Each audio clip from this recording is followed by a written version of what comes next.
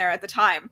And so my friend had her video camera. This was back in like the early 2000s. And she turned on the video camera for like 2 seconds. She said, "This is where they filmed Ferris Bueller." And then she turned it off. She went to jail. She went to Chicago jail. No, but we have a video. I have this video somewhere like in storage, and I really want it back because I really want to like digitize it and put it online somewhere so that my friends can see it again. So I didn't get to go in there, but that was where I had to churn to go into my corral for the marathon. Ooh. You churned at the art museum, art institute. Yeah, we did the art. That's actually one of the best art museums. They is. have some really fantastic pieces there. They do. See, I just don't get art because like Elizabeth and Scott and everybody posted all these pictures of all this art this weekend, and like I was looking at it and like I just don't get it. Like it was just like I don't necessarily. I like to go and experience it, but I don't necessarily get it. Yeah, I think you gotta see it in person. Yeah. Because it's like, Well, that's how it was for Ferris Bueller. What makes that different than like a McDonald's Happy Meal box? I don't know. Hey, at a box lunch, you can buy the McDonald's Happy Meal box purse. Just saying. Hey, Jennifer. Hey, I got a shout out to Jennifer. Thanks for all the feedback on Genie Plus. You've been solid rocking on with all the feedback. I appreciate it. Awesome. Way to utilize it and let us know. Letting us know. That's fantastic. Okay. And hello, Rondalee. Okay.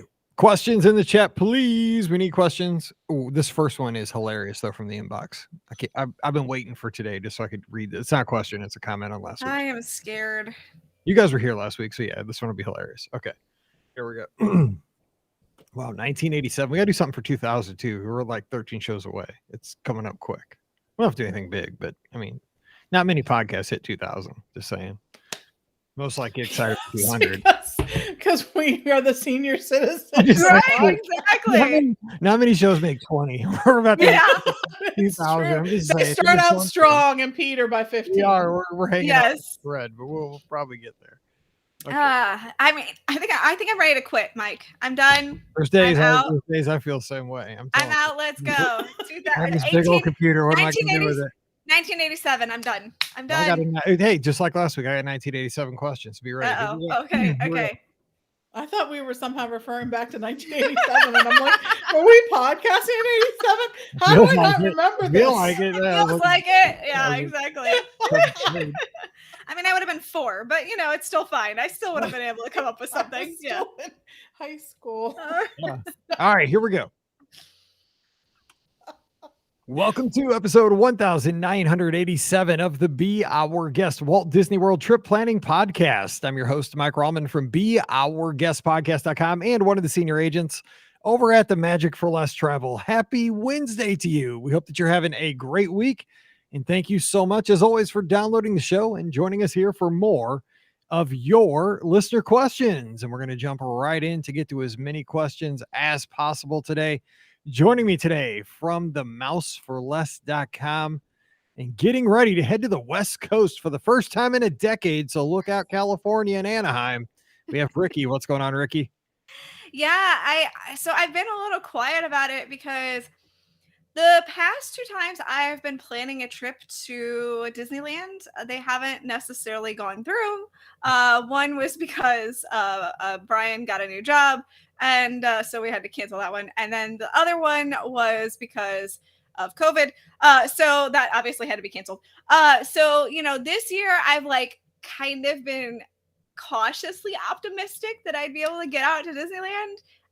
And it's rapidly approaching, which I can't believe. So yes, in 2 weeks, I will hopefully be in California and headed to Disneyland. So I'm excited. I'm going to the Merriest Nights, the opening night of Merriest Nights for the holiday season there at Disneyland. And I've never seen Disneyland at Christmas. I've only been to Disneyland once. So I'm super excited about getting the opportunity to experience Walt's Park once again. So I'm really, again, it doesn't feel real because I keep not letting myself feel it because I'm like, I don't know if I'm getting out there. I mean, I'm clearly getting out there this time, I hope. I probably Goodness just knows jinxed something it might for you, happen. so my Yeah. apologies. You're probably not going now that I That's said it. right. 2 weeks in, I'm done. I'm not going. So yeah, I mean, I'm really hoping that it works out for me. I should be. It should be okay. I I will think say 2 though weeks. that, as we approach 2,000 episodes, which is kind of crazy here, very, very soon here in the next month, is that, we started the show back in 2008. One of the things that I always hoped would happen with the podcast, and I never knew that it would go this long and we do this many shows, is that we would have firsthand experiences to come back to the show and discuss and be able to share with our listeners so that folks that are doing, going on vacations would have some, some knowledge as to what is going on at these destinations. And I think that, we've been very lucky as a podcast to be able to have these experiences over the past few years, especially. I mean, for example, Pam got to sail with Disney Cruise Line here in the last month. She's been at Walt Disney World, a lot of the hotels here in the last few months. Ricky's going to Disneyland, going to the first night of this new Christmas party. I know Scott is going down. He's going to stay a little bit after Wine and Dine Race. He's going to do the first very merriest Christmas party at Walt Disney World. So we're going to have some real good firsthand knowledge to discuss here on the show. And of course, on Mondays, this is kind of the unique thing about our show that I really enjoy is that every Monday we have a guest come on and it's somebody different every Monday sharing their stories. And they're always the best. I mean, because I always learn something every time. I just kind of sit back and go, I didn't know that. Yeah, that's really cool. So thanks for being here with us. And hey, just speaking of with us, we have Pam Forster, co-owner of the Magic for Less Travel. Happy Wednesday, Pam. What's going on with you? Happy Wednesday. I know. It's actually amazing how much firsthand information we have from three people who don't live in the Orlando Florida area, or right? in Disneyland. Yeah, in I Anaheim. know, right? It's Yeah. so crazy. It is. It is so crazy. So anyways, yeah, we're lucky for that. And of course, then having the guests on Monday who have just been there or recently been there is always a help too. There's literally so many changes going on right now. It's hard to, I think, wrap your head around it. I think most people are like, I thought I knew how to plan a Disney vacation, but now I don't know. Yeah. Yes. So anyways, but you know what? I think every day we're getting a little more information and a little more information. So that's the good thing. It's always something new, right? That's right. That's a good thing for our podcast. I mean, excited. Yes. Was it like, may you live in interesting times? I mean, definitely when it comes to this. So it's fun. So real quick, it's episode 1987. We've been kind of doing the 80s thing because I love the 80s. That's my thing. Ricky, what were you doing in 1987? Like, I was going to ask you, like, what car were you driving? Obviously, you were probably driving a big wheel at that point. Yes. What were you doing in 1987? Do you remember like a highlight from that year from your life? You got potty trained. No, I actually have a very big highlight. It actually happened right around this time. I got a baby brother in 1987. So my brother was born on November 1st, 1987. So that's like the big thing that happened. Mom took me out trick-or-treating the night before. I apparently had a cold, but they took me out trick-or-treating anyway, even though I was like really sick. Good parents. I mean, you get to do it once a year. You gotta suck it up, Buttercup, and go get some candy. You're gonna get some candy. Right. Yeah, that's how we do it in Missouri, man. You just put on another layer. You got a sniffly nose. You're running. You're snotting everywhere. Too bad. Let's go. That was, ladies and gentlemen, that was 1987. That's 1987. Yeah. So yeah, and the next day I had a baby brother. So that's a pretty big thing. Well, your mom was pregnant, so she knew that she wanted some good candy. So I mean, she was like, "Get out there to treat because I'm seriously needing some Reese's right now." Reese's would have killed her, but I mean, something that didn't have peanuts in it would probably be okay. So yeah, she wanted the Hershey bar or something. I don't know, but yeah, I just had to laugh because something really big did happen to me in 1987. I've heard those cravings are real, so don't get in the way. No. The candy and the pregnant lady. Okay, that's so right. What about you, Pam? 1987 highlight. Like, what were you doing in 87? So, car was a Pontiac Grand Am. Oh my gosh, silver. That's exactly what I was going to say. We got an 87 Grand Am in our family. Yeah. It was a kind of maroon color, and that thing was hot. I remember. Right? I know, right? That sucker. Yep. And I started dating Steve in 1987. Oh, how about that? Right? Awesome. Weird. Yes. I did. Yeah, I know. We had met in high school, but really didn't start dating, until that I graduated in 87. So we started dating after I graduated. Yeah. Oh, that's So awesome. I know. mine was going to be that our family, we had a Pinto before. I know we had a Pinto at one point, and I think we took the Pinto in to get the Grand Am at the Yeah, in okay. St. Louis. I remember down on Lindbergh, we took it in. Yeah. It was an 87 Grand Am, and I think it was the first new car my family ever had, and it was a car that I learned how to drive on. And I just remember I think it was only a 4-cylinder car, but I do remember the story of that car was, so one day, this is such a terrible story. I shouldn't even tell this story because I should go straight to somewhere because of the story. And I still feel like I might. So I'm on the border. I always went to church on Sundays. This one Sunday, I did not go to church because I was supposed to have a sporting event, but it got canceled. So instead of going to church because my sporting event was canceled, I skipped church. Should have gone. So instead, I'm not going to church. I'm going out to my girlfriend's house. And there was this stretch of road between my house and my girlfriend's house. Ricky, if you know, it's Vale Road out on way out. She lived off Sioux Passage Park, way out in the boonies. Okay. So I'm like, oh yeah, got this new 87 Grand Am. So then it's straight as an arrow, but there's cornfields on both sides of this road for about a mile. So I get out there on a Sunday morning, like 10:30. I should be at church. I've said that about 7 times. 16, going like 90. Cop jumps out of the corn, not even in his car. Dude, he's in a radar gun. He's standing there. Boom! He just jumps out, like just points at me, like pull over, pull over. I'm like, oh my God. I was like going so fast over the speed limit. I pulled over and then I was like, oh my gosh, I gotta find my wallet. I didn't even have my wallet on me then. Oh no. I'm on my license. I'm so going to jail. I'm like, I'm going to jail for the rest of my life. The car is getting towed. My parents just got this car. I'm like, I should have gone to church. I'm just saying, don't skip church. But finally, I had what I had in my pocket. I had a like a pay stub from the skating rink that had my social security number on it. Oh my So gosh. he like took that, ran my stuff. I did get a fat speeding ticket, but I didn't end up in jail. And I was like, oh man, God is laughing at me right now for not going to church. Right. I'm just saying that was my Too funny. story. Yeah, he popped out from the that corner. car felt fast. That car did feel like a fast car.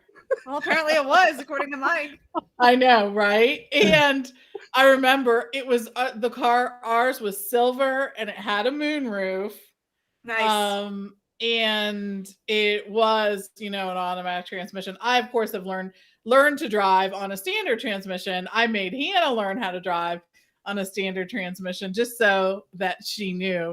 For some reason, I felt like that was important. My parents felt like it was important. So, of course, I decided it was important. So, anyways, I think it's only important if you go on The Amazing Race. That's what I was drive saying. in another country. The Amazing Race all day on Pluto TV. That is why I'm in trouble. I don't know how to drive a stick. Mallory, dude. That's how you lose The Amazing Race. Man. On like leg 9, you can't drive a stick and you get eliminated every time. Right. Yes, I know. So I learned how to drive a standard transmission car and also a motorcycle. What? Gosh, I've never Not my parents. A boyfriend I had in high school taught me how to do that.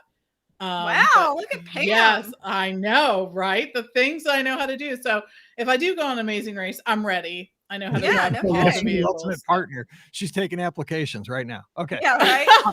Sorry for the 10 minutes. We've done 2,000 shows almost. We had to just kind of get that out there. It was kind of fun. Okay, so Lindsay, You'll indulge us every now and then, right? Please don't kill us with an iTunes review saying they talked 10 minutes and it wasn't Disney. We're all friends here. We just wanted to have some fun with you. Okay, so we talked last week about some things that I mentioned in the show about how you could, Ricky, I talked about Ricky driving home from Walt Disney World. If it gets any shorter, any longer, going from Florida to North Georgia. I got an email from Lindsay from Georgia. Okay, and here's how it goes. Mike, we have to meet up at Disney sometime because everything you say on the show is either exactly what I do at Disney or exactly what my husband does in real life. Just in this week's listener questions, your Count the Zaxby's comment. My husband literally does that. We live in North Georgia and he knows every Zaxby's from Orlando to home and which way you have to turn off I-75. That's fantastic. Okay. Same episode. You delivered my personal Chef Mickey strategy word for word. Rope drop the Magic Kingdom, brunch at Chef Mickey's, good till dinner. My family has done that because I planned it all for them the last 2 to 3 trips. Nice. It's settled. Mike is our Disney podcast soulmate. Oh my We're not- God. We're not going for marathon weekend in 2022, but hope to in 2023. Would love to meet some lizards and any of our favorite podcasters. Thanks for the awesome shows. Go Dogs, Lindsay. I just thought that was hilarious. Isn't it so funny though? Yes, it is. You have a soulmate. I love the way people do stuff that they listen to one of us and they're like, that's how I do it too. Because we all three of us sort of have different styles and for most things. So Right. Okay. Rhonda Lee, seriously, let's get to some questions here. Rhonda Lee says, I'm staying at French Quarter for marathon weekend. Man, that's coming up quick. I am wondering if the boat transportation to Disney Springs has reopened because Riverside is open and French Quarter opens this week. It's this week, right? I thought it was the 23rd. I think so. 26th. Yeah, I know it's this week sometime. It's by the end of October. That's awesome. Mhm. Yeah. So have the boats, have the Sasagula, what's that called? The River Cruise Company. Have they opened? Ricky, what's a scoop? We have the pontoon boats running. I believe I've seen they are running again. Yes. Yes. Exciting. Yes, news. I saw them at the dock at Disney Springs. It was actually really exciting because remember they had built that beautiful new dock soon before all of this had started. It was a recent addition there on, sort of by Saratoga at the end there. By what is that restaurant? Why is it escaping? Oh, the Rainforest Cafe. Because it's I was like rainforest, the one, the volcano, all of that. So it's there. But yes, and remember they also built that bridge that sort of takes you from that area. So cuts out, a big chunk of your walk there. So it's exciting to see all these different things coming back. So yes. This is weird because I was excited that when I saw the opening of Jelly Rolls in Atlantic Dance Hall. And it's kind of strange because I've only been to Jelly Rolls once. And I mean, it was probably almost 20 years ago. It was with people I worked at Space Camp with. We went there. It was like a cast member night. Some of the people were cast members, so they got a discount to get in, like on the cover. And it was a hoot and a half, right? I mean, those dueling piano bars, they get out of control. And I've never been in Atlantic Dance Hall except for some like private events, but it's just one of those things. Like every time something like that opens, you saw Yeehaw Bob playing to, Full House at the River Roost. Interesting thing though is you're not allowed to sing, dude. Yeah. I mean, can you imagine that? Like I can't. I mean, like I was thinking about that. Like if I go to see Yeehaw Bob, okay, so I'm sitting there like, and I guess he can't do Sarah, or any of those songs. Right. What do you do? Like I'm sitting there like. You have to sit on your hands. Yes. Come on, I want to sing. Like, what do I do? Like, I've been trained. I can't not sing. It's true. Like when we ate in Germany, they were not allowed to do the tiki taki, oi, oi, oi. No, the weirdest time ever. No, I know. That's what I'll take with me. Like, what happened in 2021? Well, when you ate at Beer Garden, you could not do the tiki taki, oi, oi, oi. It's totally like, I mean, it's almost like a form of like, like let's watch these. Like there's hidden cameras in the River Roost or something. Okay, Bob, like he's got something in his ear. He's got a bug in his ear. Okay, play the song. Okay, now I bet you we could make that dude's head almost explode because he's going to try to sing, but he can't sing because if he sings, the COVID police are going to escort him. That's what I wonder. Like, what happens if you do sing? Oh no! They're like, sir, I'm sorry. There's no singing or celebrating of any kind during like, this. Is humming allowed? Like, is humming behind a mask? I don't know what happens. Anyway, weird times. I'm telling you. I mean, I'm thankful for what we got, but I mean, God, I agree. I'm glad to see it back in any capacity. Right. I'm just glad that we're getting, especially live entertainment, because live entertainment is what separates Walt Disney World from other destinations, in my opinion. Okay, so one of my guests over at the Magic for Less, when our guests get back from the Magic for Less, we send what's called the welcome home email. Hope your trip went well. What did you like? What could we do better? And we get some feedback every time. And Tammy, one of my guests, sent me some feedback on her vacation with some of the stuff that they did. And I asked her if I could share this on the show this week. She sent it today, the day we're recording on Monday. So I thought I'd get this out here because I thought it'd be helpful because, again, times, like Pam said, times are changing so fast. She was down there as Genie Plus launched, and she said it'd be great to share this with the show because she's a listener. So she says, hey, Mike, the vacation was wonderful. We were exhausted but had tons of fun. We averaged at least 11 miles a day, so we hit it pretty hard. Yes. The Genie Plus was wonderful for the Magic Kingdom. We went on several rides multiple times. That was a wonderful experience, well worth the $15.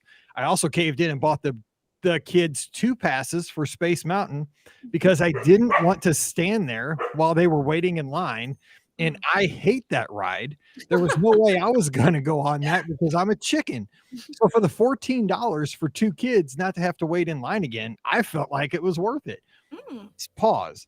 I think that's another strategy, right? Yeah. Lightning lane. You don't want to have to you just buy you can sit, hey, okay, here, I'll sit at this exit, go ride it, and Come back out. You don't have to Yeah. suffer.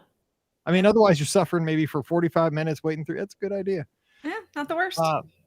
She also continues, we also used it at Hollywood Studios. That was okay, but we're not really Star Wars fans. So we knew we knew going into it, we weren't going to use it as much as we did at the Magic Kingdom. But for the Magic Kingdom, it was definitely a must. The Boo Bash was awesome. Tons of candy. They actually gave out free ice cream treats, pops, waters, popsicles, those types of things. It stands as well. I was not expecting that, so that was a pleasant surprise. The ride times during Boo Bash were very minimal, so that alone was worth it. We all got in bed by 8 o'clock last night because we had such a great time. Tammy. So Rick, Nice. apparently you weren't terribly nice because you didn't get all that candy. And stuff. I guess I did not get as much candy as she did, apparently, because my bag is like only halfway full. So I'm sad. Boo for me. I like it though when someone comes home really tired because that's I know that's the best. That's the best. Yeah. That's the first thing I said this morning when I responded. I said, I hope you're resting because you just had a vacation, so now it's time to really rest because vacation's hard. For sure, it's true. It's exhausting, but it's good exhausting. All right, next question. Let's see here. Oh wait, we have a question in the live chat. You're in the chat. You get your question answered first. Lisa says, "I have a question, y'all. We are staying at Pop in February. Thanks, Mike. You're welcome. And I thought I heard a vlogger say Pop has elevators. Is this true? I am using a scooter next trip, but really want a top floor room. I will tell you, this is not only true. Yes. But there are posters inside the elevators. Yes, there are. Pictures of good food. And there are. Hungry. So there'll be pictures of tie-dye cheesecake. Yes. There will be. Fried chicken. Yes. Hamburgers. Yes. So don't go into an elevator hungry or else you'll end up at Everything Pop or the food court faster than you can say Everything Pop. Yeah. Exactly. I'm just saying, yes, they do have elevators. So the best way to find the elevators in all the buildings at Pop Century, look for the big icons in all the buildings. They're right behind the big icons. That's where you find the elevators. Yeah. It may take you longer to get to your room sometimes because you have to go to the elevator, but they absolutely have elevators. And like Mike said, there is something I don't know. There's something special about the elevators at Pop, and I don't know why either. I think it's because of the food too, the pictures of the food. There's just something for me about the elevators at Pop Century, and that makes me sound like a complete weirdo, and I don't know what it is, but I absolutely love the elevators at Pop Century. It's that picture of the tie-dye cheesecake. Yeah, I think it is the picture of the tie-dye cheesecake. It is. Every time I see it, I think of you, Mike, because you like it so much. I got the tie-dye cheesecake the last time I stayed at Pop just for Mike. I asked him if he wanted one. I told him I'd buy it. He didn't come get one, so you missed out on tie-dye cheesecake. I know, I did. I had to get back to the room and make a phone call. I was totally gonna buy you tie-dye cheesecake. You didn't want it. And Lisa says hot dog. Thank you. And they may have a picture of a hot dog. I don't know. It's usually burgers and fries. Yeah, there you go. Yes. And Jennifer in the live chat, who is at Walt Disney World right now, who's been giving great feedback to all of us about Genie Plus and her experience, says, speaking of food, the new Monte Cristo at the Plaza and the Cheers to 50 Years dessert were both wonderful. Nice. We had a caller call in this past Sunday night, which you'll hear tomorrow on the replay, talk about her son, who they're heading down to Walt Disney World here very soon. That is his goal, to get that Cheers to 50 Years. Nice. Dessert. Is that the one? That's one, the pretzel, right? I think so. Big thing. Cheers. I can't keep track of all these things. But I know there's so many snacks and desserts for the 50th anniversary. It's so hard to keep track. And yes, it's hard to keep up with them. Yes. Again. Yes. There's a lot. There's a lot of them. I need the Uncle Orville's bathtub. That's my goal. Of course you do. We tried to get it, and it was like day 2 or 3 it was offered. And They did gone. not have the bathtub. What? Uh, Wait, what? Wait, how breaking news. But they're back, it looks Oh. like. It Oh. looks like they're back. About to cancel Okay. the trip. Yes. It's about to not go. Okay. There you go. Good deal. Okay, Whitney has a question here in the in the inbox. That's what that thing's called. Inbox. Oh, did you notice, by the way, that your AOL email account got deleted? It's gone. It bounces now. By the way, Ricky, your AOL account is no longer active. What are you Just so you talking know. about? Yes, just check your email. They finally got AOL nixed all the AOL email accounts a couple weeks ago. Just so you know, that has nothing to do with the podcast. Actually, I didn't know that. So It's gone. It bounces. Anyway, Whitney has. Don't worry about it right now. We're in the middle of a podcast. okay, I'm in trouble because that's my only email address. I Well, mean, not only, but you should have given that up. Like speaking in 1987. In 1987, Right. hey, I was just like, finally, it's bouncing. Yes. I'm Okay. gonna have to do some research on that. Oops. Yes, Okay. Gmail is a good alternative. I mean, I have a Gmail account too. But I know, still. back to the. You Back may to have heard of the Google. Yes, exactly. Yeah. Dial up is long gone. Hey, Mike and BOGP crew. I've planned a mommy and me Disney weekend trip for November 4th to the 7th.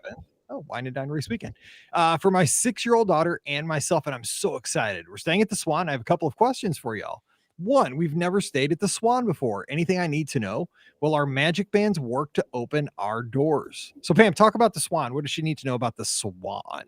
So the Swan and Dolphin are not considered official Walt Disney World hotels, but they are on Walt Disney World property. So it's kind of an interesting relationship they have. If you see on the Disney sites, they'll sort of break up the hotels into value, moderate, deluxes, and deluxe villas, and other great accommodations. And the other great accommodations are, of course, the Swan, Dolphin, and soon to be open, the Swan Reserve, which is in the same kind of location.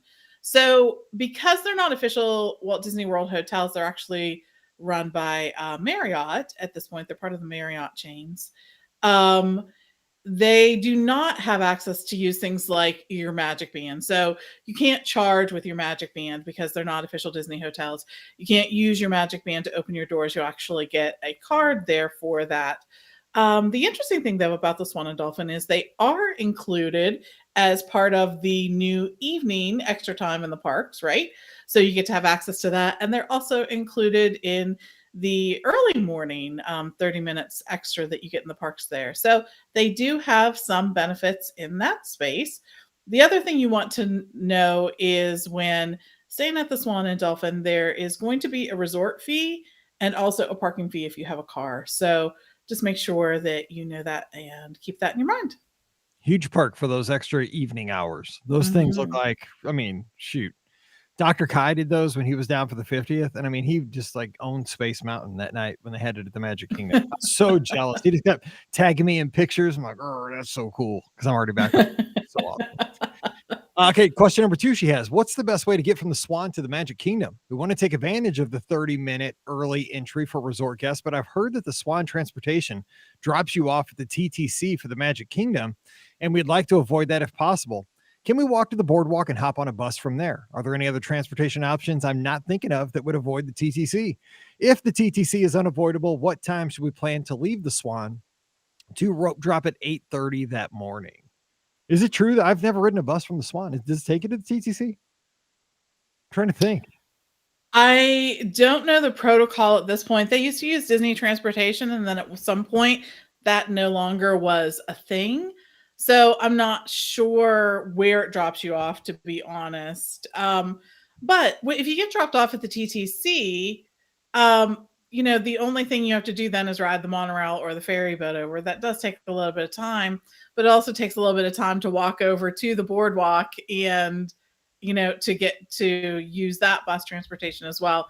I'm actually not sure what the lesser of that would be, to tell you the truth.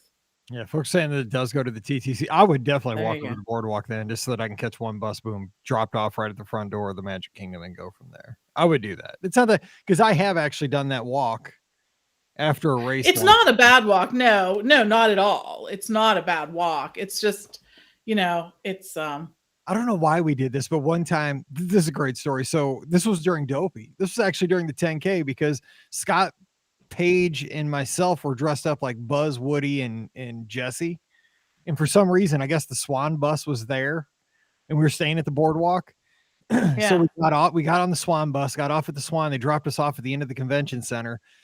It was kind of cold or hot, I can't remember. So we went into the convention center. We're walking through the Swan, like the convention end, dressed up again, like Buzz, Woody, and Jesse.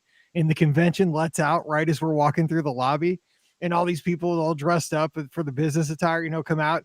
And they're probably thinking, dude, those are the worst Disney costumes of all time. And they Oh stink my gosh. so bad. They're all sweaty. Yeah, we look terrible. It was pretty funny though. We still joke about that.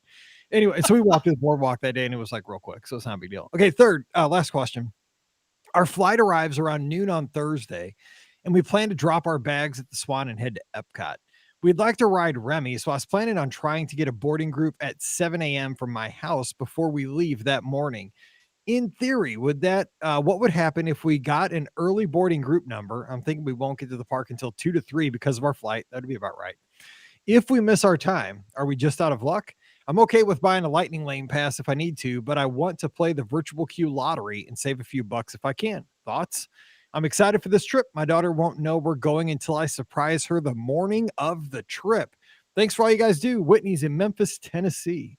That's exactly what I would do. I mean, Pam, I would try to get the thing. And this is the time I would hope to get a higher boarding group if I can. If you do miss, say you get like a 5, I mean, if you miss it, you miss it. And then you just have to buy You lightning. do. They're being much more strict now about the return times for virtual queues and for your Genie Plus and individual Lightning Lane selections. Those are the times now. So, you can always try again. If you're in the park at 1, you can, of course, try then to get another one. But yep, that is what you're up against.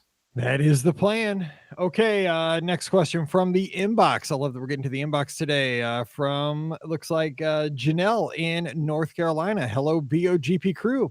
My husband and I are going to Walt Disney World November 15th to the 19th, and I have a few questions about our upcoming trip. We have a 1:45 p.m. lunch reservation at Steakhouse 71. If we plan to rope drop the Magic Kingdom, do you think they would allow us to park at the Contemporary? No. They will not. They are serious as a heart attack about it. Very strict Yeah, about very, that. very Yeah. serious. But Yeah. you can park at the TTC. Yeah, you park at the TTC, then you're like in the neighborhood and you're there. So yeah, totally. Yep.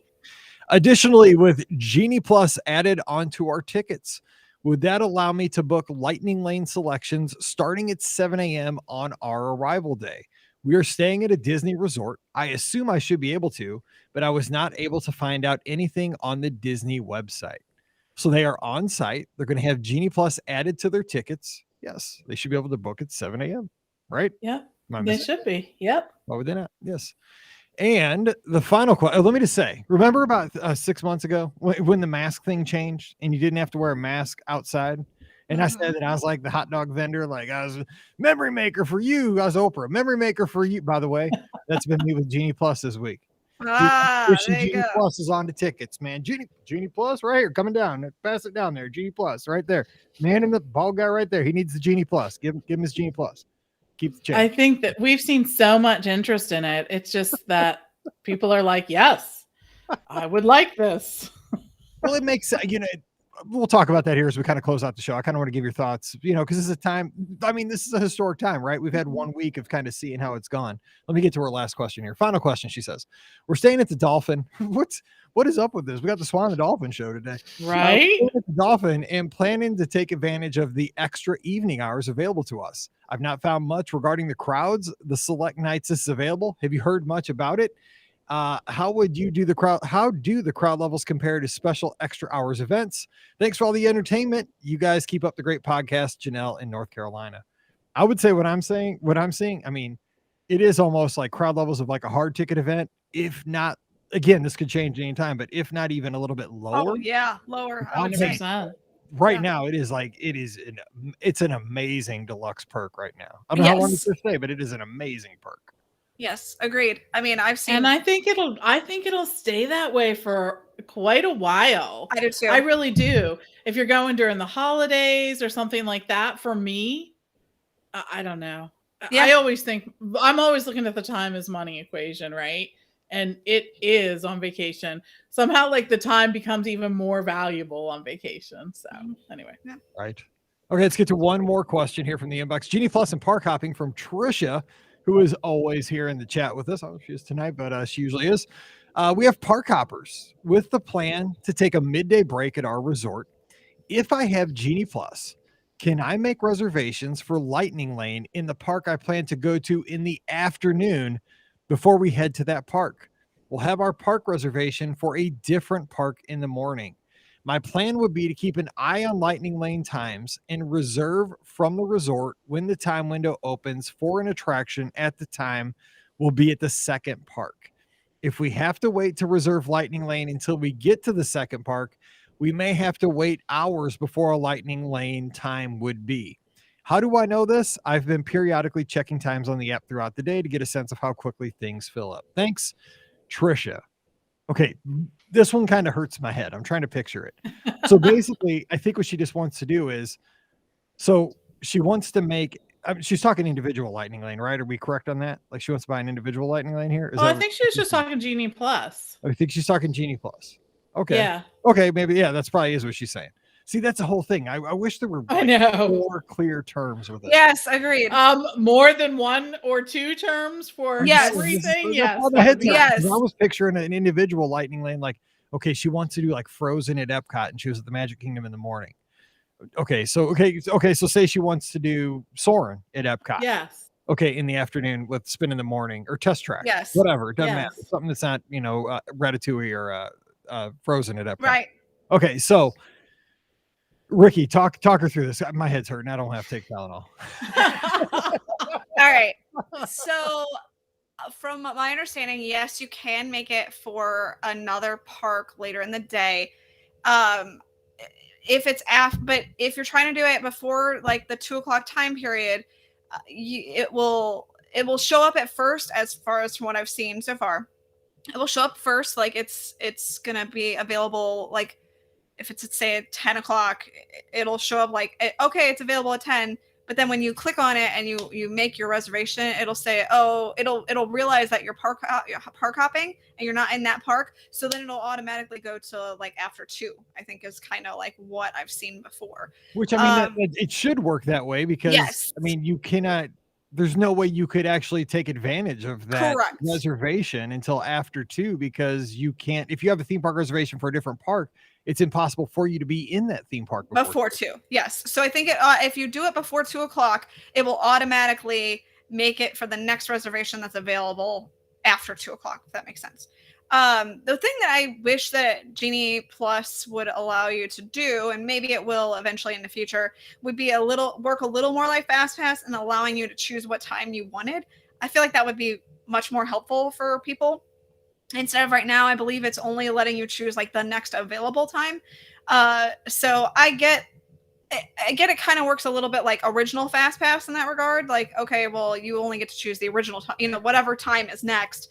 I wish it would work a little bit more like Fast Pass Plus did and let you choose what time you wanted to actually ride the attraction. Because if you had something come up where, you had a dining reservation or whatever, you're kind of, you playing that game of, oh, well, I can't ride this now because I have the dining reservation. Whereas the other way, you could schedule it for whenever and then you'd be okay. So I hope that's a tweak that they made, because it's so new. Yeah. They may be looking at this. Do you know what I mean? Like, yeah, I absolutely. think that could be something and that that's why I'm see in the future. Totally putting the feedback out there. And I'm hoping and assuming that that's something that they would be working on, because I think that would make it just that much more of a solid product.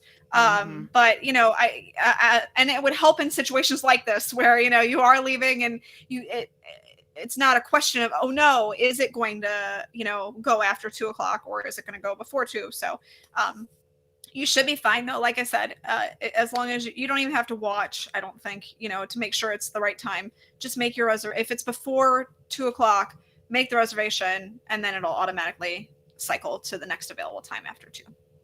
Okay, so we have about 5 minutes left in today's show, so we can't get into this real heavily. But let me ask Pam first, real quick. We've seen this roll out. It's been a week. We obviously haven't played with it. I'll be down for Wine and Dine Race Weekend. Pam, you're going to be down there for something with the travel agency down there doing some work too.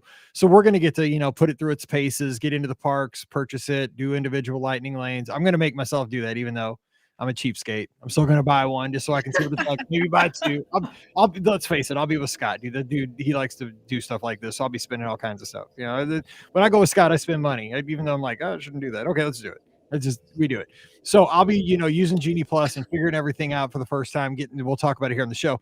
But from a distance in this first week, like, what have you seen that maybe surprised you about it? Or what have you liked? Or what are your thoughts, 7, 8, 9 days into this whole new era with the new Fast Pass, the paid Fast Pass? That's interesting. So when immediately what comes to mind is, with all of the negative I saw leading up to it, the positive experiences of the people who are actually using it have really been the thing that has surprised me the most, because, I think that it is new. It does have a cost associated with it.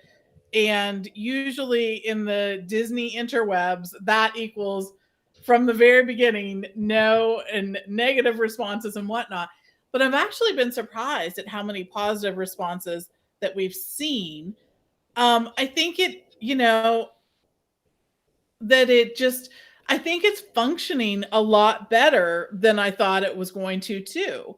There have been relatively minimal disruptions because of this being rolled out. Piece of wood. Everybody I know. Right? I know. But think about it. There really hasn't been. So I think that those are the things that surprised me in a very good way. And surprised that just, I think from a travel agency's perspective, the number of guests who are adding this, that it is of interest to them, that they see the value of it, and are excited about it months ahead of time. And I love that. Something that a guest is excited about 6 months before their vacation is always something that gives me pause in a very good way, because it's interesting to me the things that people are like, I'm so excited about this. I want to add this to my vacation package right now. So those are the things that happen. And we've been seeing that all week. I mean, like I said, I know. I've been putting them on, vacation packages for next August. And I'm like, that's cool, man. I really don't know where I'm going in 2 weeks. Like for myself, I mean, I just booked my flights last week. I mean, like, I need to be like you. I do seriously for myself. Rhonda Lee's got a good question. If you want to buy individual Lightning Lane passes, do you have to have purchased Genie Plus? You don't. Those are independent of each other, right? Yes. There are. And there's only 2 attractions in each park that are individual Lightning Lane. That's the other thing too. I hear people like, oh my gosh, I have to purchase this to, and one of these things to do this. No, you absolutely don't. In fact, my strategy would be, if I were going to purchase one or the other, I would typically purchase Genie Plus, right, and then have the individual Lightning Lane be the attraction that I go to first thing in the morning, or ride during a time less busy. It's only 2 attractions in each park. That's it for individual Lightning Lane. Everything else that has a Lightning Lane is included with Genie Plus. Yes. So. We talked about that on the Sunday night show. This past Sunday night is don't throw out all these things we've learned for the last 2 decades of positive touring strategies, right? You still, Ricky, close your ears. You still want to get there 30 minutes before rope drop, and you can get rope drop? I'm just saying you can get so much done in the first 2 hours that the rest of the day is still gravy. You supplement it with Genie Plus, and I mean, you are rocking that park at that point. You probably won't have to buy individual Lightning Lanes. You can as a splurge if you want to do it at 3:00 in the afternoon, but you won't have to. I love the strategy that you pointed out today. Let's say you have 1 or 2 people in your party that want to ride the individual Lightning Lane attraction, but the rest of your party has no interest. Yes. Boom. I mean, I think that that's sort of a game changer. Yep. And Diane's asking, this has become the Genie Plus thing. Yes. Have we seen the individual Lightning Lane sell out for Ratatouille quickly in the morning? I haven't been paying attention because in the mornings I'm like very. I don't believe so. No, it's really just the Rise one that's been selling out quickly in the morning. I think so. I think that's the only one that's been selling out really quickly. And then maybe Slinky for Genie Plus. I think Slinky Dog, I think, is the other one that's really been going quickly. Hang on. Yeah. I'm saying that every time I hear that. It's like I'm Pavlov's dog. The one thing I'm excited about though is like the interface. I'm hearing people say that the interface looks good. There's a virtual tip board, and on that screen, it seems to have a lot of information that helps you see things in one place, which useful for everybody, right? I mean, just to have all that information in one place right there on your app.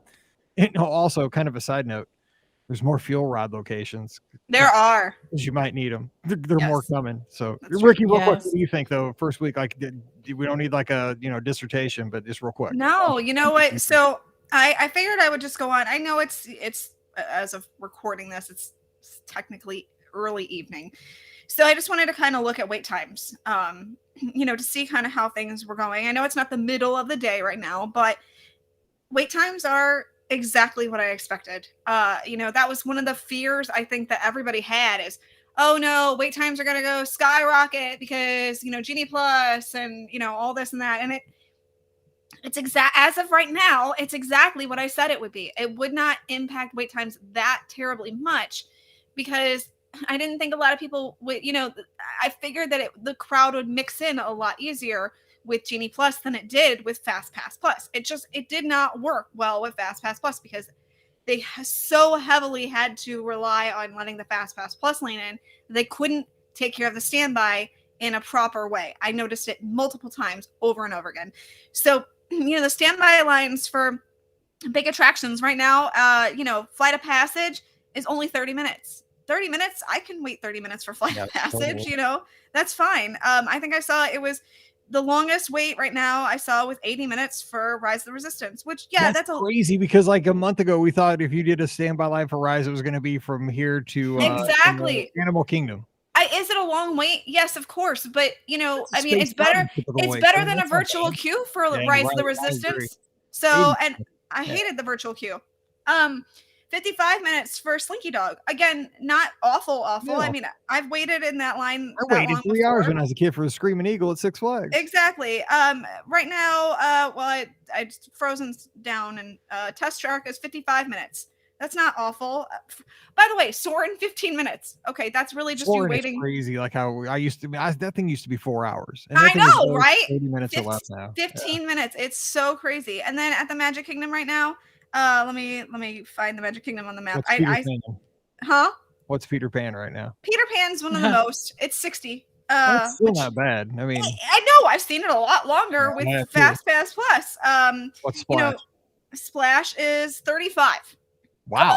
Come on, 35 minutes for Splash, 20 minutes for Big Thunder right now. It gives you kidney stones. Don't do that. 25 for Space Mountain. It gets rid of kidney. It does get rid of kidney stones. stones. All I know is I wrote Mike knows. Surgery a week later. That's Mike all. Mike knows. Rattled something loose. The longest wait right now is for one of the longest waits is for Many Adventures of Winnie the Pooh, which is 45 minutes. That would be a lightning lane one. Seven Dwarfs is closed right now, but I'm just saying, like, the wait times are not as bad as people had expected them to be. They expected them to be hours long with Lightning Lane like it was with Fast Pass Plus, and that's what I was saying time and time again. Even though I didn't want anything, this is the best thing that I think that could have happened as far as wait times and equality. Why did I? We're all about I love it for everybody, all peoples. Yes, equality. For everyone. Yeah, we've been getting we haven't gotten any better. Wow, you made a new word. I did. Equality, everybody. There you go. Good at this. We just keep trying. Nope, just keep going with it. So yeah, I think it makes everything equal for both Lightning Lane and Standby Lane, and that was my hope to begin with. So equality, everybody. Equality. All right, you know what? On that one, we're closing out today's show, but we're going to be back on Friday, and we have a fun topic, and hopefully you can kind of join in on that one with us, because it was actually offered up by one of our listeners, and I think that we're going to have a good time with that one. So stand by for that. But don't forget, today's show always brought to you by the Magic for Less Travel. Times are changing, and we'd love to help you kind of navigate these new waters to make sure, because it's a big investment when you head to a Disney destination, whether it's a Disney cruise, heading out to Disneyland, Walt Disney World, even Adventures by Disney. We want to make sure that you, first of all, get the best price possible on the vacation, but more importantly, in my opinion, is that you have the best time possible on that trip, that you go down there prepared to have a great time. You know what you're getting yourself into, like the expectations, like, okay, what are the parks going to be like? Where can I eat? Where can I see the characters? Like, what's it going to be like? Because times are different than maybe the last time you went. They've changed just today. I mean, for example, now they've changed them from meet and greets. Now it's character sightings, because they're going to be socially distant what used to be called meet and greets. You're still going to be able to kind of get in there with characters, get some selfies, get some photos, but it's not going to be an up close and personal meet and greet as they traditionally were. For now, that could change at any time, but that's the kind of stuff that, you know, you're going to have somebody there to help you know what to expect. And so that when you go, you're ready to have an awesome time. That's all I want for my guests. I know I have a great time when I go with my family. I want the same thing for each and every one of my guests to go down to Walt Disney World. Same for every one of our agents. We just love these emails like we did from Tammy today saying, we walked 11 miles a day. I'm dead tired. We had a great time. That's a great email to get. We want to help you have the same thing. So check them out today over at themagicforless.com. Also, please use our Amazon affiliate link as you do that shopping online. One extra click really does help us out. It's the easiest way to support the show with that one click. BeOurGuestPodcast.com/Amazon. And thank you so much to our patrons who support the show each month and allow us to put the show out 3 to 4 times a week. Our patrons also get Mike in the Midwest every Thursday. If you'd like to support the show over there, check out patreon.com/BeOurGuestPodcast. Follow Ricky on Instagram and Twitter at Ricky Nibs. Pam is at TMFLT Pam, and I'm at BeOurGuestMike on Instagram and Twitter. Of course, subscribe to the show on Facebook and YouTube. And join us every Sunday night, 7 o'clock Eastern, 6 o'clock Central. We take your calls over on Facebook and YouTube, and we'll see you this Sunday night as well. All right, we're going to get out of here, and we'll be back again tomorrow with the replay of this past Sunday night's live show. And Friday, we're going to be back with a fun topic that I hope you'll enjoy. So for Pam and Ricky, I'm Mike, wishing you a great Wednesday. Time to get back to work, and we'll see you real soon. Let me save that one real quick. Equality. Equality. That's a thing. 987. I was like, oh, my brain's failing me. My brain is failing me. You just added more syllables. I did. Makes you sound smarter if you had syllables. Like I'm I think so. equality. I mean, if I had 2 more syllables, I'm way smarter. Oh goodness.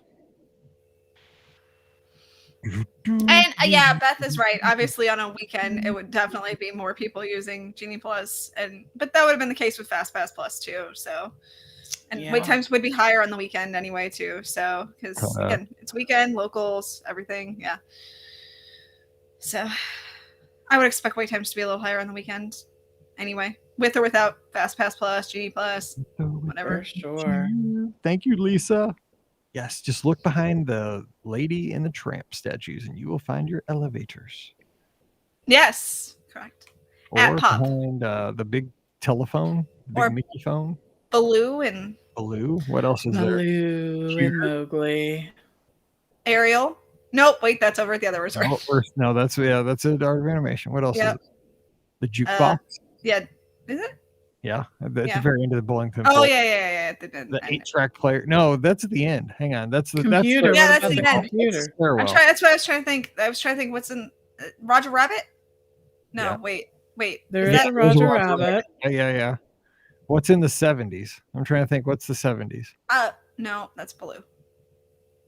Why can't I think what's in 70s? Hang on, dude. Is it the 8-track?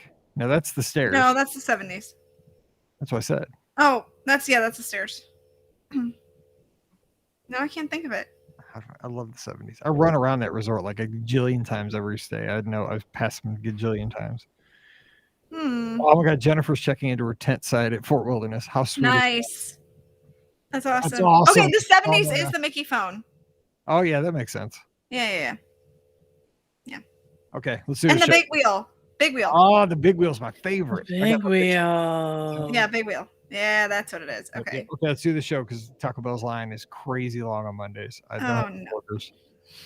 Sick. The Mid Rivers Mall, dude. Our bread company doesn't open until 1 o'clock in the afternoon because they don't have enough workers. Wouldn't you open in the morning? It's a bagel store. Yeah. Why would you open at 1 o'clock in the afternoon if you sell bagels? Lunch. Is bread company not a breakfast company, like a breakfast store? Yeah, I think of it more as soup and salads. Oh my God, I couldn't believe it. And they have their pizzas now, which I'm by the way, that's Panera, but we call it bread company. Oh, yeah, Panera. No, we don't typically go there for breakfast, but we do go for lunch and dinner. Yeah, at 1 o'clock yesterday. In St. Louis, it's Bread Co., which is bizarre, but it's called St. Louis Bread Company. It's not called Panera. It started here. It did start in St. Louis. Yep. Sam's Bread Company. That's Okay, here we go. why we have the weird sliced bagels. Slice like bread. Exactly. How you're supposed to eat them. Exactly. All right. 1989. Welcome to episode 1989 of the Be Our Guest Walt Disney World Trip Planning Podcast. I'm your host, Mike Rallman from BeOurGuestPodcast.com and one of the senior agents over at the Magic for Less Travel. Happy Friday to you. Hopefully you are ready for a fun Halloween weekend. And here is my this is my annual PSA that I give every year here on the show. Now, Halloween is on a weekend this year. So that's pretty cool. But even if you're out, I say this for a lot of the folks that are driving home from work, if it's a weeknight when you have, October 31st, be careful with all the ghosts and goblins that are out there, the little kids out there trick-or-treating. So if you're out and about, drive slowly, put the phone down. You guys are going to all do that, but just be extra careful, especially remind your teen drivers, because maybe this is the first time that your kid is out there driving during Halloween, just to be really careful, because again, the kids should not be in the streets crossing, zigzagging. But remember, I remember when I trick-or-treated back in the day. I was crazy. I didn't care. Dude. I would go back and forth. My parents told me, stay on this one side of the street, go up, down the one side of the street, down the other, only go to houses with the light on. And once I got out of the side of our house, I broke every rule. I went to every dark house. It's a wonder I'm still alive. I mean, seriously, I'm surprised I didn't get kidnapped, hit by a car. It's a miracle. I'm just saying, and there's probably kids like me out there, hopefully not, but there could be.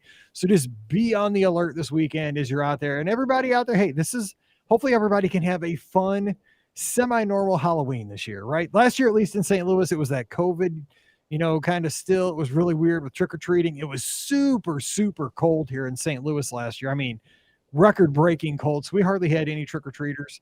My nephew's coming over this year for Halloween, so we're going out. We had to rent a kid, right? Mallory doesn't, she's 13, almost 14. Like, she's too cool to trick or treat now. So I'm borrowing my nephew so I can actually trick or treat. So I can wear my flight suit. We can go around the neighborhood and get some candy. So it's going to be, I'm the biggest kid out there. So I'm excited. Had to borrow a kid. So it's going to be fun. So anyway, we're going to have a good time. Be careful out there. And we're going to get Halloween kicked off. Ricky from the Mouse for Less. What's up, Ricky? What are you doing for Halloween this year?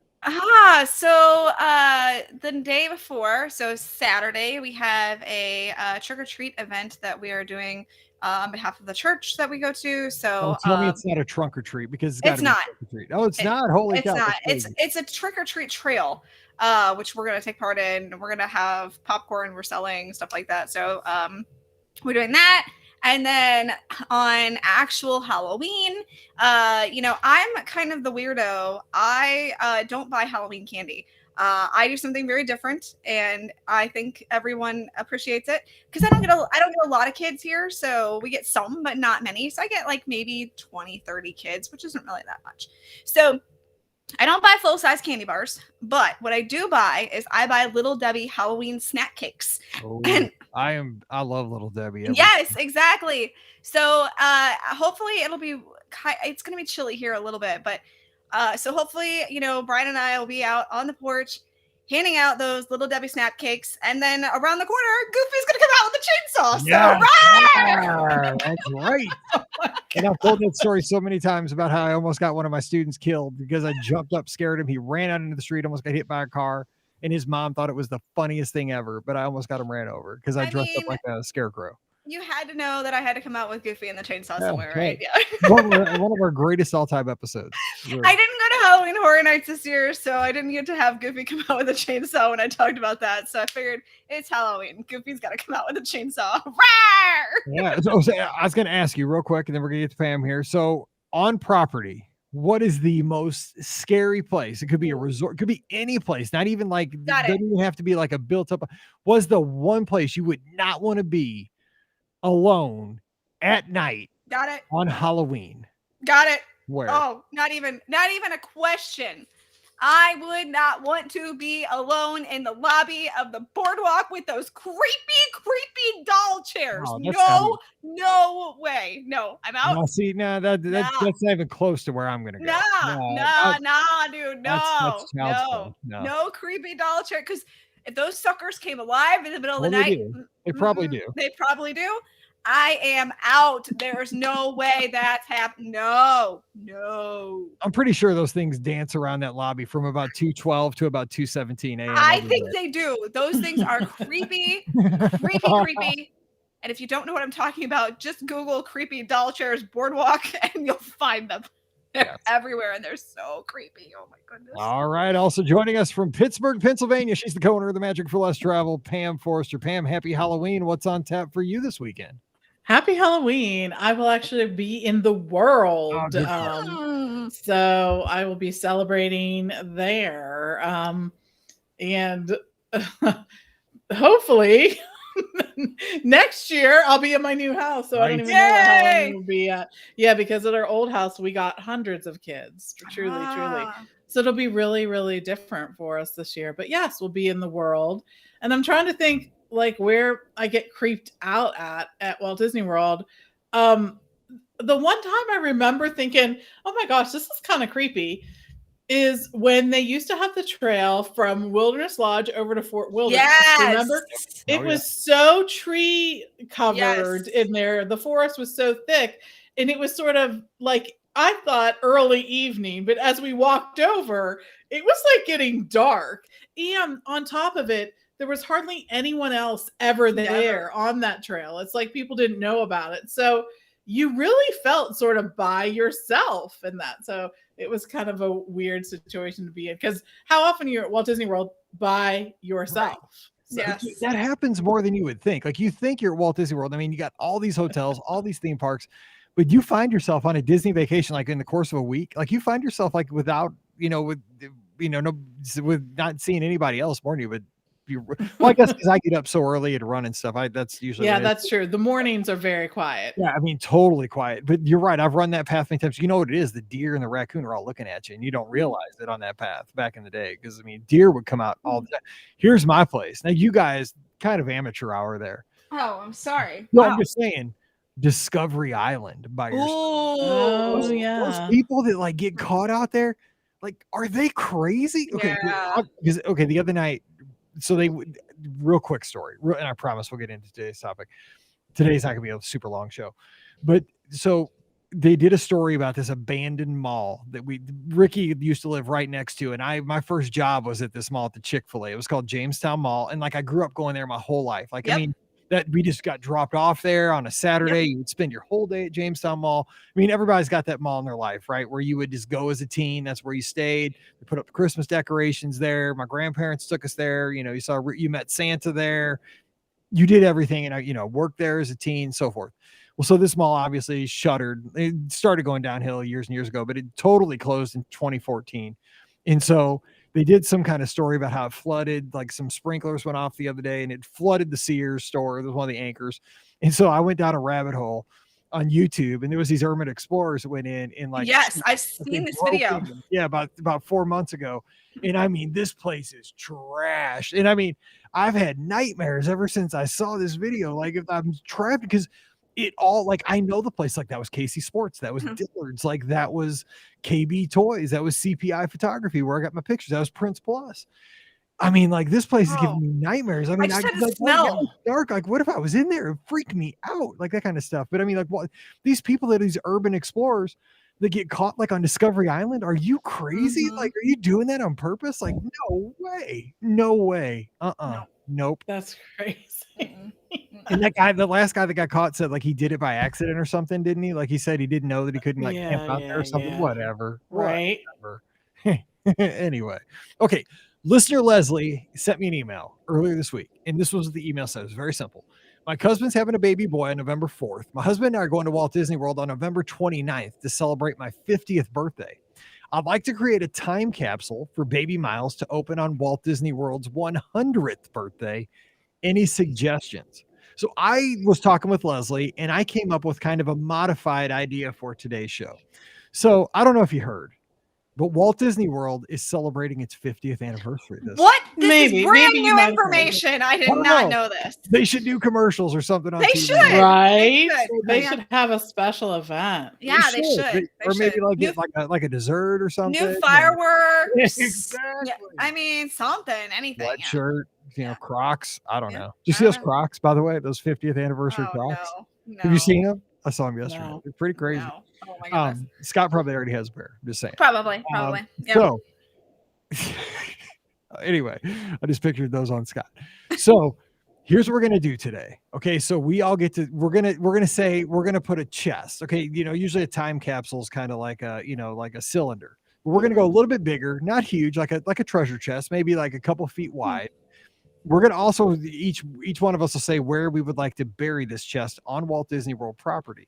We get to throw in 3 things. Now we can't. Here's the thing: it has to be stuff as a guest you can get a hold of. So you can't throw in like like I said, like the Nutcracker in Carousel of Progress. I can't go take that. That's accessible to me as a guest. So I'll lead it off real quick. Something from the last 50 years that in 100 years you'll be like, oh yeah, that was something that was kind of a turning point or marked a certain time in Walt Disney World history. So here's my first example. I would just throw in a magic band because in 100 years, that's going to be something that's obviously going to be a relic. But to me, it denotes kind of a turning point when technology really started to impact your Walt Disney World vacation for the better or for the worse, depending on your point of view. But this is when FastPass Plus came about. Now, of course, FastPass Plus is now in the rearview mirror. I mean, it seems like we just knew ye FastPass. Right? Yeah, right. Like, and now Genie Plus is like, see you later, buddy. But I mean, this is like ancient history now, but we're still using magic bands, but who knows for how long. Magic Band 2's come out very, very soon. So this will be like an obsolete magic band here pretty soon. Not obsolete, but a first gen kind of thing. It's like the iPod's 20 years old, right? I mean, like we don't use iPods anymore. No. Like they're not around anymore. Who'd have thought that? I bought like 6 of them, over the history of their run, because you just had to have them. So I'm going to throw in a magic band because that was kind of a turning point from you just show up and do your thing to technology is going to be more important moving forward. So that's something small, something inexpensive. I'm tossing it into the chest. Okay, Pam, what about you? What are you going to throw into the time capsule here? So I am going to throw in a lightsaber. Ooh. Because this began a new era really for Disney in this space. The marrying of Disney and Star Wars. It became not just the movies, but then it was part of the parks, and it's a game changer for so many reasons, I think, for the Disney fan, for the Star Wars fan, for so many different fans. And I think the lightsaber is just such a great representation. I mean, the fact that you can come and build a lightsaber that lights up, I mean, that's, I think, just a really cool thing. And so many guests just go. I mean, it's so popular that experience comes close to selling out or sells out nearly every day. So yeah, the lightsaber, I think it's just really impactful. Right. And just think, I mean, Star Tours was basically one of the very first simulators of, definitely the first like wildly popular simulator attraction. Yeah. For the past 50 years. And now we have Galaxy's Edge and Rise of the Resistance. Right. And it's all because of that synergy between Disney and Star Wars. And the lightsaber to me, maybe by, if I'm still, I won't be around, but the 100th anniversary, I'd love to have a lightsaber by then. I probably won't. You won't. I'd love to.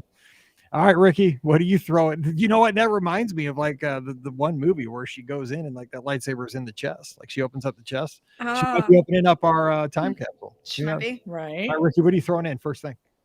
So the first thing I'm going to throw in is kind of interesting because it's not something that people I don't think would necessarily think of off the top of their heads, but it's something that I think of.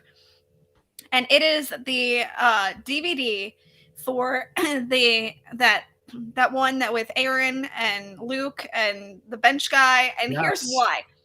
First of all, DVDs are obsolete now at this point.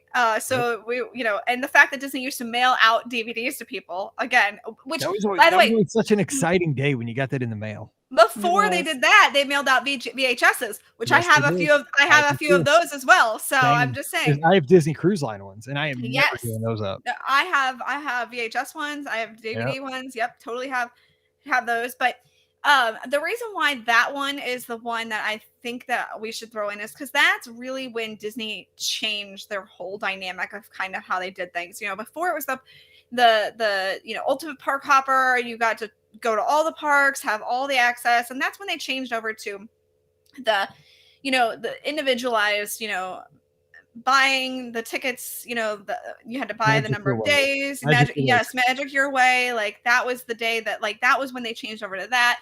And that really changed the way you went on a Disney vacation. I mean, to be perfectly honest, that changed how that whole process worked. And plus, that is such a classic to us, guide of touring Walt Disney World. Plus, then it shows off, like, this is what Walt Disney World was like in this time period, because you got to see the part. I mean, even watching that video now, like the way that things have changed so much, even in the course of 15 years or so. It's kind of crazy. Or has it been 15? I know. Yeah, it's been 15, right? Yeah.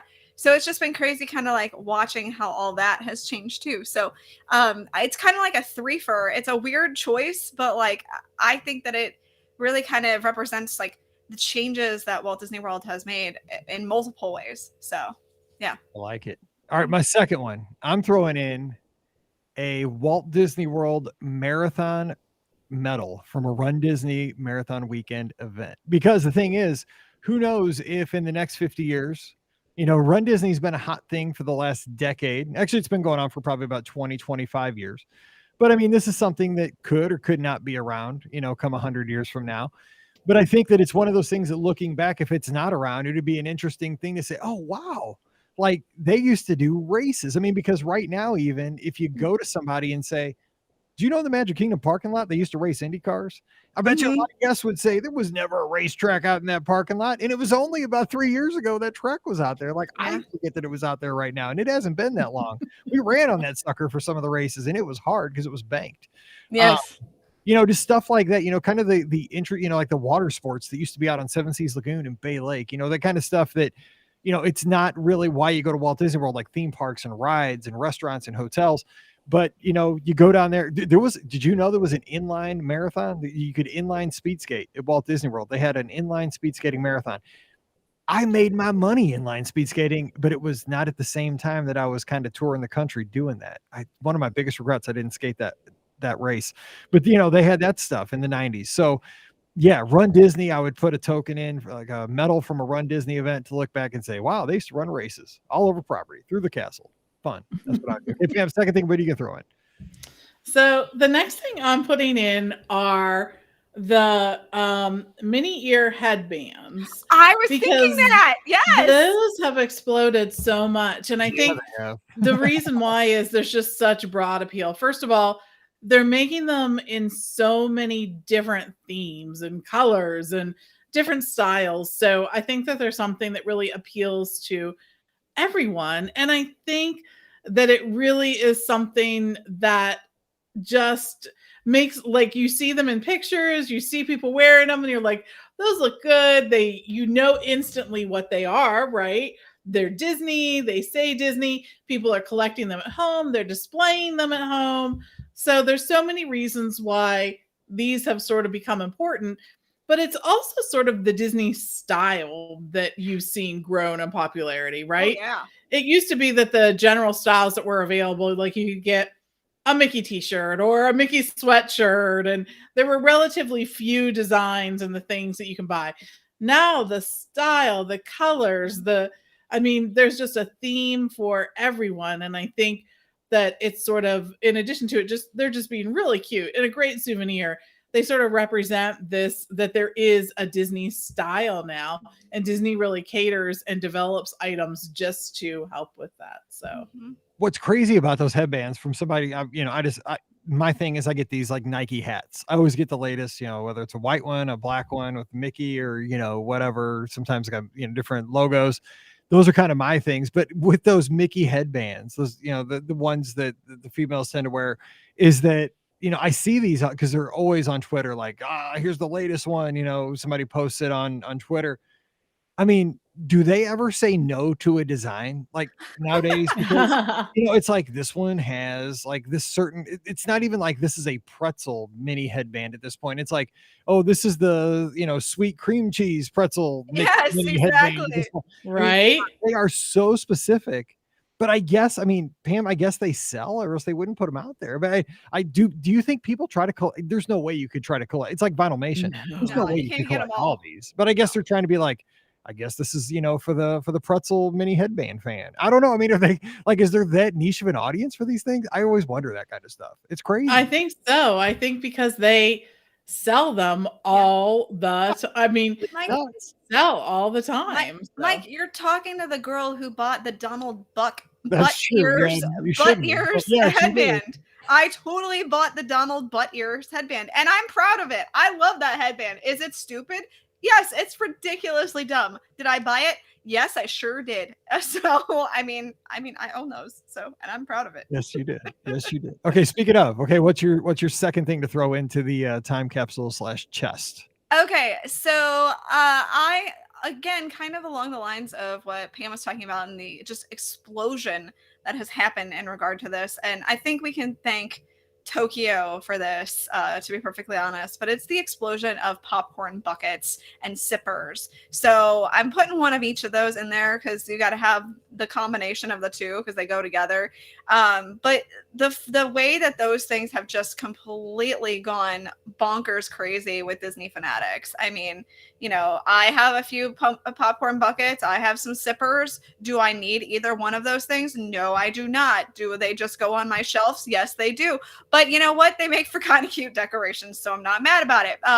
So and I have most of the ones that I have are like holiday ones, so they go out as like holiday decorations. So it's not quite as weird in my house, but like I mean, at my brother's apartment, there's some Star Wars ones, and like there's just they're hanging up as decorations, actual decorations. So the explosion of the popcorn bucket is absolutely something that if you would have told me 15 years ago that we'd be collecting these popcorn buckets, I would have been like, no. But we're absolutely doing it, and doing it very happily. So Yeah, I mean, look at what happened on the first. Everybody lost their mind. The longest waits were for basically popcorn buckets. So, I mean, yeah. you want to know my hot take though on the popcorn buckets? This is kind of a semi like lukewarm take. All right, let's go. And again, it's because I'm cheap. I kind of like the just regular buckets Yes. as opposed to like the balloons and the Mickey Mouse and like the really nice ones, like because they have cool designs on just the white buckets for the seasonal ones. I mean, even the 50th one that's the regular bucket is pretty it's cute, and it's not more expensive, and it's easier to manage. It's not as big. Agreed. I mean, I have a few. If you look at my, collection here, which you guys can't see, but okay. yeah, my collection. Yes, I mean that's what I call it. Not hoarding, collection. I have popcorn buckets that are just, the original ones. They're sitting up on the shelf. So, and I bought one the last time I was in Walt Disney World. Did I need the popcorn bucket? No, but I was like, I can buy $2 popcorn. Cool. Yeah, I mean, and honestly, that's why I buy it, because you get the refill for pretty cheap. Yes. And I refill it on my last day on the way out, and I eat it on the plane on the way home. Same. That's what I do. Yep. Because it's the easy thing to bring on. Okay, so my last thing that I'm going to throw into our chest, and again, super simple, but this is the kind of stuff I find interesting when I go through like archives of things. I would pick up just a paper park map from a random day, like today, like Monday is recording this show. Of course, it's coming out on Friday, but just, some October, November day from 2021, put a times guide inside of it, just close it up, pristine condition, put it in a Ziploc bag, throw it in the chest. Not Because bad. I think the thing with that is that more than anything is a snapshot in time as to there's so much you can see in an old park map as to like what kind of live entertainment was there, what were the attractions that were available that day, what was coming soon, what were the park hours like, and the thing is, even beyond that, think about it, if you go back like 10 years ago or 15 years ago, you had like Kodak photo spots, like those are Nikon photo spots. They're all going away. They're taking the signage down because I just take selfies in front of purple walls now. I mean, it's just that's true. So it's just, you don't have to do it for like October 1st, 2021. It would just be like a random day and like what was offered that day as far as shows and restaurant hours and what do people eat and all that kind of stuff. That's the kind of stuff I love to just come across, just like what was a regular day like in that time period. So I would just grab a park. And you know what, to be honest, if you had to ask me in 10 years, will there be paper park guides? I would say in 5 years, there's a low likelihood that you would be able to pick up a paper park guide. I think they have to have them for people that have needs for them. I So don't know. I think Here's the thing. I don't think they'll be available like they are nowadays. Like when you no. walk into the park and they're readily available to grab. Yeah, I I think would say you'll you have would to have to go out stop of your off way to somewhere. maybe Yeah, like get City one. Hall to get Yeah. one. Yeah, I agree I with just think I'm still, to me, this is just me, and I like how it is. Don't get me wrong. I like the paper maps. I'm old school. I love technology, but I love having that tactile thing in my hand. But the thing is, every time I see them out there, I'm shocked that they still have that many of them available every day. I just think that, that's one of those things where I'm surprised when I was like, oh, we could save $750 today, but Disney don't listen to this. Okay, moving on. Pam, before I get down there in November and there's no park maps. Pam, go ahead. Last thing to throw in. So my last thing I'm throwing in is one of the special Disney cupcakes. And then we're gonna have some kind of Pam, me and you were totally on the same wavelength because I was 100% thinking about the cupcake. I'm not joking. And I thought about the headbands. We are totally on the same wavelength today. Yes. That's too funny. Yeah. So the reason why I'm picking this one is that it used to be there were some standard snacks you could get at Walt Disney World, and then that was pretty much it, right? Yes. Then we started getting special cupcakes, and we had a special cupcake. Oh gosh. I'm so excited about it. There was a noise there. We had a cupcake for everything. Yes, and we still do. Yes. We still get a cupcake for everything. But in addition to that, there's really been an explosion in terms of, we've used that term a lot, in terms of the snacks that Disney is offering. I mean, the list for the 50th celebration snacks was huge. Yeah. Every year when we get to the holidays, that list of different snacks that they're releasing are huge, and they do it for almost every holiday. You name the holiday, they're coming out with a special snack for it. And sometimes they come up with multiple special snacks for it. So I think that Disney, for a few reasons, this is happening. Of course, being able to take a good picture of it and post it on social media, having it be that exciting, that new, that kind of cool looking that people are doing this. And they always are rotating that because they want people to keep doing it. And I also think that they want people just coming back for it. How many of these snacks are purchased just because they look so cool? Yeah. People walking past see the sign, right? Yes. And they're like, I want to have that. Like I've got to have that. In this circle right here at this recording, in a bunch of the rule is the camera eats first. Correct. For sure. That's the rule. Always. And we make purchases based on the fact that we're going to take a picture of it, maybe take a bite of it. Absolutely. And then it sometimes goes away, or, the rest of the people we're traveling with. I can share this now. I've had this. Yes, I've experienced it. Please don't make me eat it all by myself because I don't need to. Trust me, I'm everybody's worst nightmare because when I'm hungry, dude, I just bite into stuff like right away because I'm just a normal dude that just wants to eat his food that he just ordered. And everybody's like, whoa, Mike, we didn't get it from the seventh angle, with the right lighting. Exactly. Mike, come on. I know. It's crazy. Yeah. It's true. But the cupcake is kind of the thing that started it all. It kind of, we had those cupcakes and we still do. And I'm so glad that we do. I'm so glad that we get the special treats. So it makes it fun. It does. All right, but Ricky, you got the last thing to throw into the chest. The time capsule for 2071. Okay, so I'm going to kind of take a page from what one of our listeners has mentioned on here, and I think I can kind of tie it in together. So Corwin of Amber has how he says something about putting in the explosion of vloggers, bloggers, podcasters, things like that. So what I'm we're gonna put Ricky into the Ricky's gonna go into the chest. You're not wrong in a way. Here's what I'm gonna put in. I think we should put in a cell phone, which had obviously you'd have to have a cord to plug it in with, and all that stuff so that somebody could look at it later.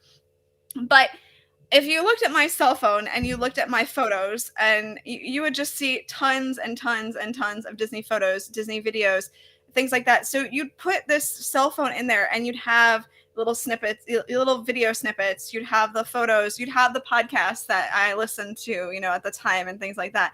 And then that would really give that snapshot of like, okay, it really was this time of media explosion at Walt Disney World. And people really were like, talking about it in a real and excited way. And I feel like that would be it's not something that Disney necessarily has given away, although they have given away, because I've taken, the photos and stuff like that. So it's been done at Walt Disney World.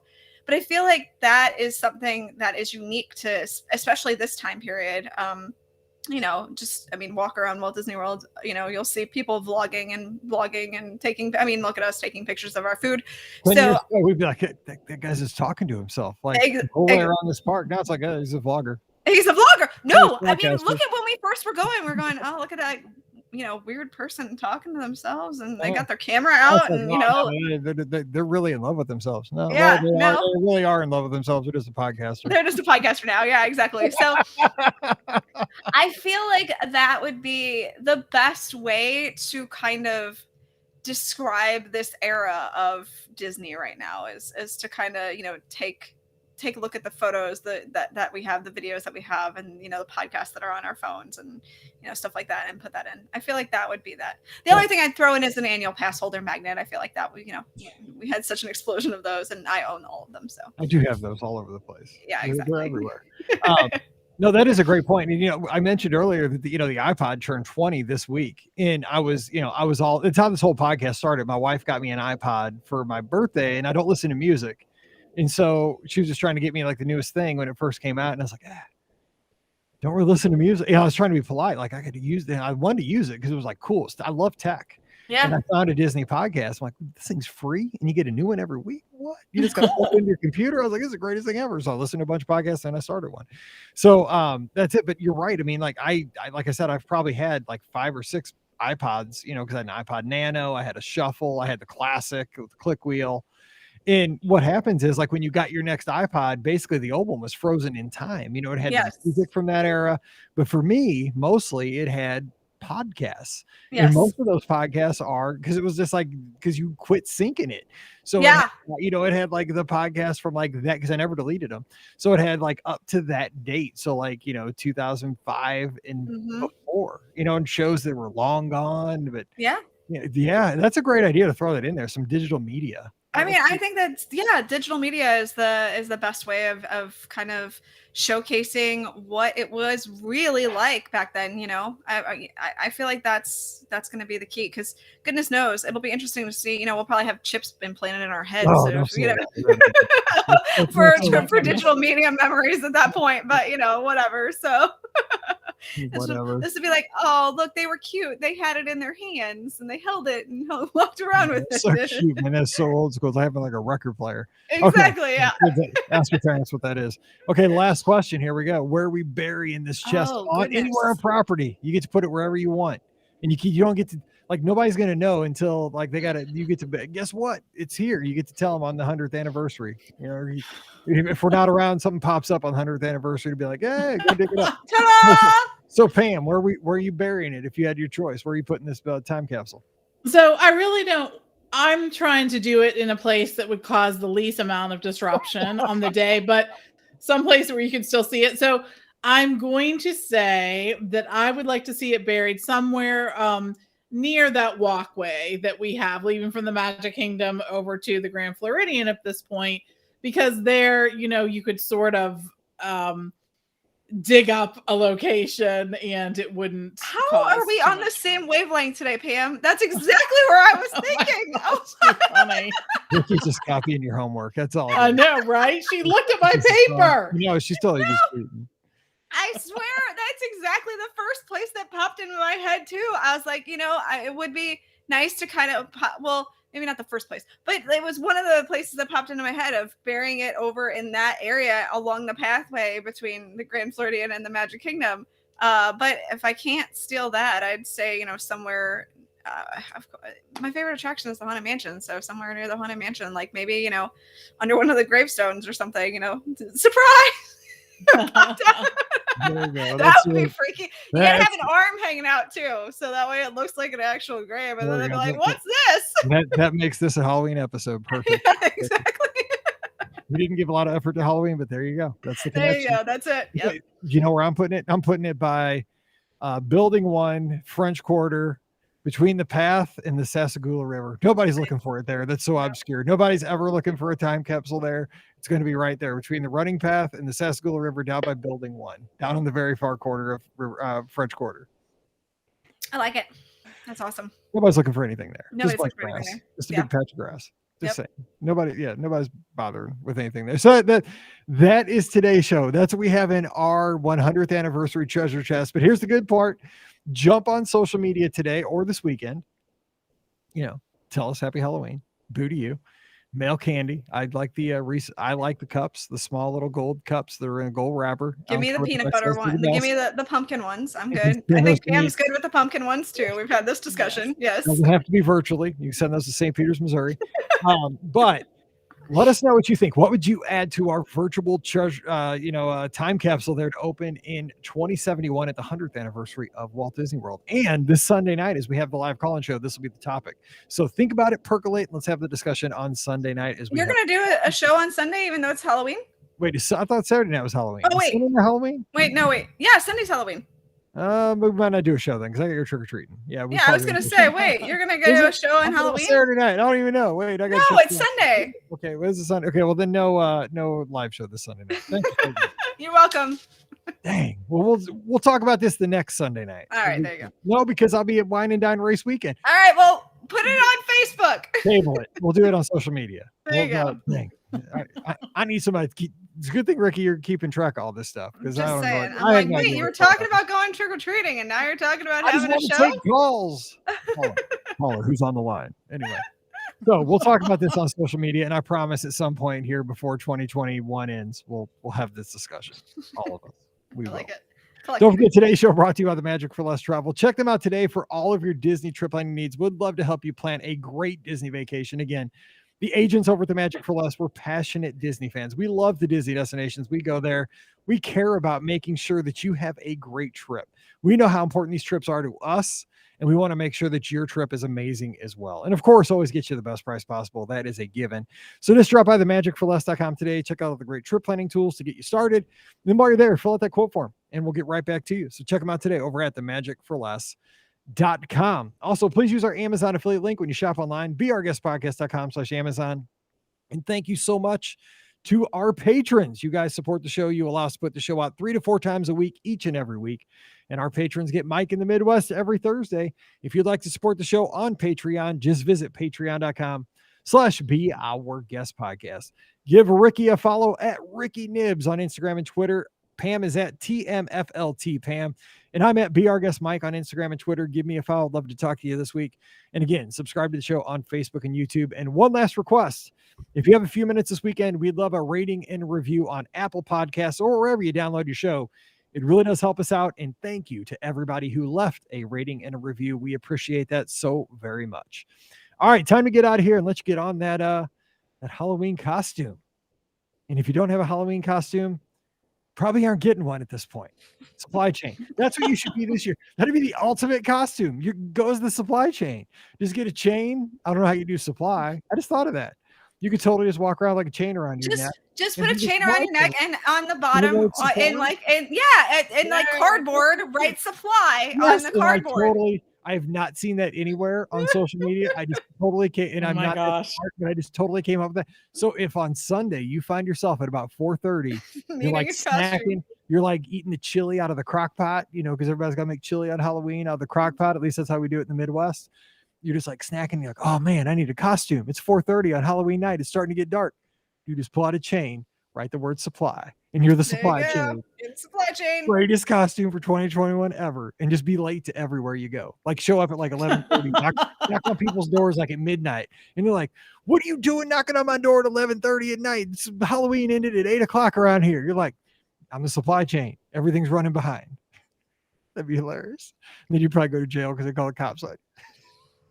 Anyway, nobody else finds that funny. I do. Okay. Anyway, I'm getting out of here because I'm just entertaining myself at this point. So for Pam and Ricky, I'm Mike, wishing you a happy Halloween. Stay safe, stay healthy, and boo to you. Oh my gosh, that is kind of creative. I like it. The chain has to have broken links. Not a bad idea. Yes. Yes. Totally. The supply chain. Dude, that is the costume. How has nobody said that? I have not heard that anywhere. That is crazy. Oh my gosh. I want to see you guys dressed as a supply chain. Nope. Totally I do got it. my costume. I'm going as Cruella. Nope. Supply chain. Boom, like Mr. T. Anyway. All right. Well, thanks for doing that. Those All were right, fun. see y'all. I don't I'll know what see to you guys. say about you, Mike. I All don't right, know what I'll to see ya. say. All right. Peace. Bye. See you guys. Bye.